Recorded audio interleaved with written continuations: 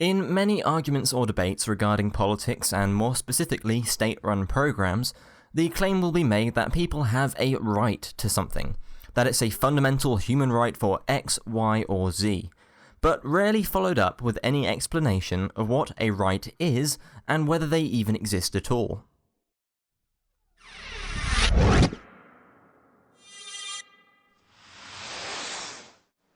There are two major categories in the concept of rights. The first are negative rights. These are a hypothetical obligation on others not to act in a certain way. They are often described instead as freedoms. An example of a negative right would be the right to free speech, the ability to speak and say whatever you see fit without others forcibly preventing you from doing so. Another would be the right to free association, the ability to decide who you do and do not want to interact with, and not to be compelled by force to interact with someone you decide not to. There are many more examples of negative rights, including but not limited to the right to life, to liberty, or to justly acquired property. Another way of describing negative rights are things that you have by default, by nature of existing, but that the actions of others may restrict or take from you. On the other side, there are what are known as positive rights, which are a hypothetical obligation on others to act or provide something for you. They can be described as entitlements, and more often than not become government programs. An example of this would be the right to healthcare. You do not have healthcare by virtue of existing, but healthcare has to be provided by others, both through labour and through the resources of medical supplies. Another would be the right to food. You are not born with food, and you do not just have it. To have a right to food, others would be forced or compelled to provide food for you. There are many others often cited, some more ridiculous than others. The right to education, to shelter, or to not be offended, to name but a few.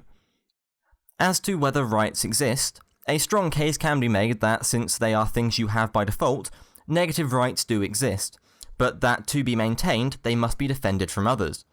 Positive rights, on the other hand, do not exist, and must be forced upon people to create an appearance of existing. Another way to describe this would be to think about what we would have if we, as a species, had not discovered the concept of rights. We would still have negative rights, even if we did not perceive them, since they do not require specific action to create, although, of course, they could still be violated. We would not, however, have positive rights, since we would not specifically try and provide those things as a right.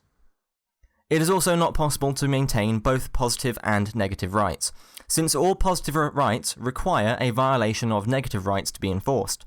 If you have your negative rights, the existence of positive rights is entirely impossible. Using the earlier example of a right to healthcare, for this to be a right and to be enforced, you must violate others. This requires that you violate freedom of association of the person labouring to provide your healthcare, and a violation of justly acquired property to either take the medical resources or the wealth to purchase them from other people against their will. Looking at a more ridiculous example of a positive right, the right to not be offended would require a violation of free speech. It would require you to use force to prevent people from saying things that might offend you. The other way, of course, to implement this would be to violate the person asking for the right not to be offended and to destroy their sense of hearing, but they are rarely on board with that proposal.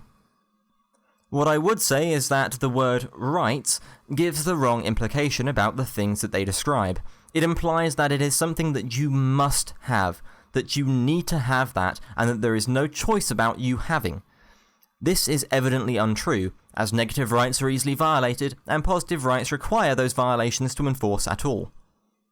For this reason, I prefer to use the terms I mentioned earlier. In the case of negative rights, the word freedoms is a much more accurate one, and in the case of positive rights, entitlements, or even more accurately, a claim of entitlement, would avoid the unnecessary implications of the word rights.